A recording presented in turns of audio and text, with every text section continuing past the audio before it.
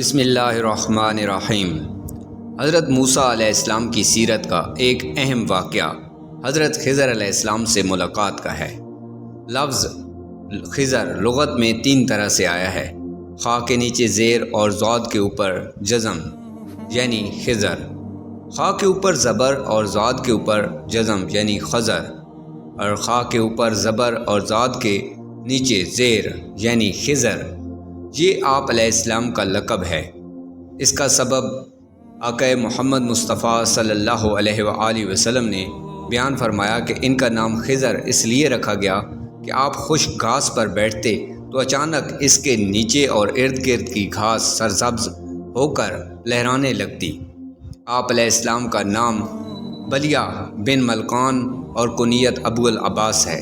بزرگان دین فرماتے ہیں حضرت خضر علیہ السلام کا نام اس کی والدیت، کنیت اور لقب کے ساتھ یعنی ابو العباس بلیہ بن ملقان الخضر یاد رکھے گا، انشاءاللہ اللہ تعالیٰ اس کا خاتمہ ایمان پر فرمائے گا۔ اب ہم واقعے کی طرف چلتے ہیں کہ حضرت موسیٰ اور حضرت خضر علیہ السلام کی ملاقات کس طرح ہوئی۔ ایک بار حضرت موسیٰ علیہ السلام نے بنی اسرائیل کی جماعت میں وعظ فرما رہے تھے۔ اس کے بعد کسی نے پوچھا موسیٰ علیہ السلام سے کہ آپ سے بڑا کوئی عالم ہے؟ تو موسیٰ علیہ السلام نے فرمایا نہیں۔ اللہ تعالیٰ نے آپ کی طرف وحی فرمائی کہ اے موسیٰ، تم سے بڑے عالم حضرت خضر علیہ السلام ہیں۔ موسیٰ علیہ السلام نے اللہ تعالیٰ سے ان کا پتہ معلوم کیا تو ارشاد فرمایا کہ مجمع البحرین میں رہتے ہیں۔ وہاں کی نشانی یہ بتائی گئی کہ جہاں بھنی ہوئی مچھلی زندہ ہو کر دریا میں چلی جائے اور پانی میں سرنگ بن جائے، وہاں حضرت خضر علیہ السلام ہوں گے۔ چنانچہ حضرت موسیٰ علیہ السلام نے اپنے خادم یوشع بن نون سے فرمایا، جیسے قرآن کریم کی سورہ القاف کی آیت نمبر 60 میں ہے۔ اس کا ترجمہ، میں مسلسل سفر میں رہوں گا جب تک 2 سمندروں کے ملنے کی جگہ نہ پہنچ جاؤں یا مدتوں چلتا رہوں۔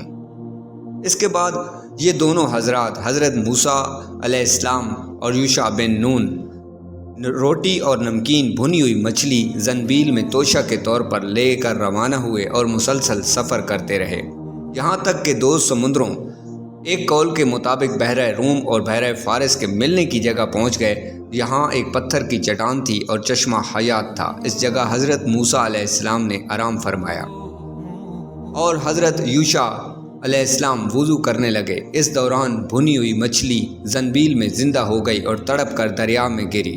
اس پر سے پانی کا بہاؤ رک گیا اور ایک محراب سی بن گئی۔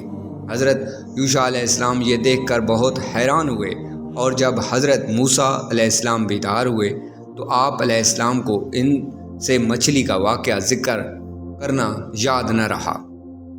پھر جب وہ دونوں اس جگہ سے گزرے اور چلتے رہے، یہاں تک کہ دوسرے روز کھانے کا وقت آ گیا، حضرت موسیٰ علیہ السلام نے اپنے خادم یوشع بن نون سے دریافت فرمایا، جیسے سورہ القاف کی آیت نمبر 62 میں ہے۔ ترجمہ، ہمارا صبح کا کھانا لاؤ، بے شک ہمیں اپنے اس سفر سے بڑی مشقت کا سامنا ہوا ہے۔ یہ لفظ جب تک مجمع البحرین پہنچے تھے پیش نہ آئی تھی۔ یہ بات جب تک مجمع البحرین میں پہنچے نہ تھے یہ پیش نہ آئی تھی، اور جب منزل مقصود سے آگے بڑھ گئے تو تھکن اور بھوک معلوم ہوئی۔ اس میں اللہ تعالیٰ کی حکمت یہ تھی کہ انہیں مچھلی یاد آئے اور ان کی طلب میں منزل مقصود کی طرف واپس ہوں۔ حضرت موسیٰ علیہ السلام کے یہ فرمانے پر خادم نے معذرت کی اور کہنے لگے کہ اے موسیٰ، مجھ سے آپ کو یہ واقعہ بیان کرنا بھول گیا، جیسے سورہ القاف کی آیت نمبر 63 میں ہے۔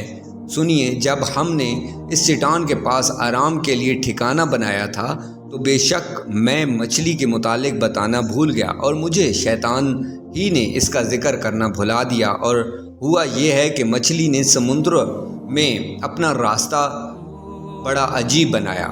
حضرت یوشع بن نون کی یہ بات سن کر حضرت موسیٰ علیہ السلام نے فرمایا کہ یہی تو ہم چاہتے تھے۔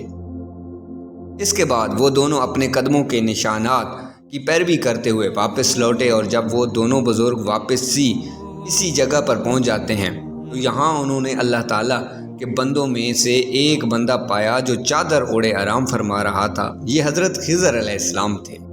حضرت موسیٰ علیہ السلام نے ان سے فرمایا جیسے سورہ القاف کی آیت نمبر 66 میں ہے، کیا اس شرط پر میں تمہارے ساتھ رہوں کہ تم مجھے وہ درست بات سکھا دو جو تمہیں سکھائی گئی۔ صحیح بخاری کی حدیث ہے کہ جب حضرت موسیٰ علیہ السلام نے حضرت خضر علیہ السلام کو دیکھا کہ وہ چادر اوڑھے، سفید چادر اوڑھے لپٹے ہوئے ہیں، تو آپ علیہ السلام نے انہیں سلام کیا۔ انہوں نے دریافت کیا کہ تمہاری سرزمین میں سلام کہاں؟ آپ علیہ السلام نے فرمایا کہ میں موسیٰ ہوں۔ انہوں نے کہا کہ بنی اسرائیل کے موسیٰ؟ آپ نے فرمایا جی ہاں۔ پھر حضرت موسیٰ علیہ السلام نے ان سے کہا کیا اس شرط پر میں آپ کے ساتھ رہوں کہ آپ مجھے وہ درست اور حق بات سکھا دیں جو آپ کو سکھائی گئی؟ حضرت خضر علیہ السلام نے حضرت موسیٰ علیہ السلام کو جواب دیا کہ آپ میرے ساتھ ہرگز نہ ٹھہر سکیں گے، کیونکہ آپ اس بات پر کس طرح صبر کریں گے جیسے آپ کا علم محیط نہیں۔ حضرت خضر علیہ السلام نے یہ اس لیے فرمایا کیونکہ وہ جانتے تھے کہ حضرت موسیٰ علیہ السلام کو کچھ ناپسندیدہ اور ممنوع کام دیکھنا پڑیں گے، اور انبیاء علیہ السلام سے ممکن ہی نہیں کہ وہ ممنوع کام کو دیکھ کر صبر کریں۔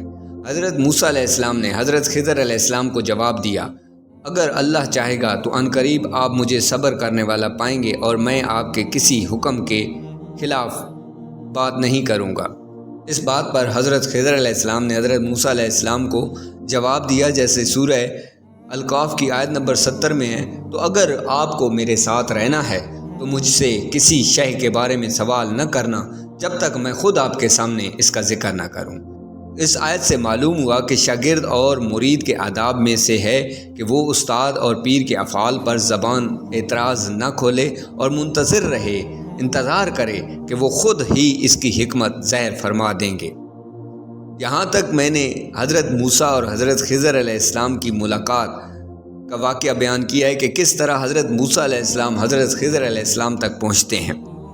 اس سے آگے حضرت خضر علیہ السلام نے وہ کون سے کام کیے تھے جس بات پر موسیٰ علیہ السلام نے اعتراض کیا تھا، اور اس کے رد عمل کیا ہوا تھا؟ حضرت موسیٰ علیہ السلام کو حضرت خضر علیہ السلام نے کیا جوابات دیے تھے؟ یہ واقعہ ہم اگلی اپنے سبق میں بیان کریں گے۔ اب تک کے لیے میں آپ سے اجازت چاہوں گا۔ اللہ حافظ۔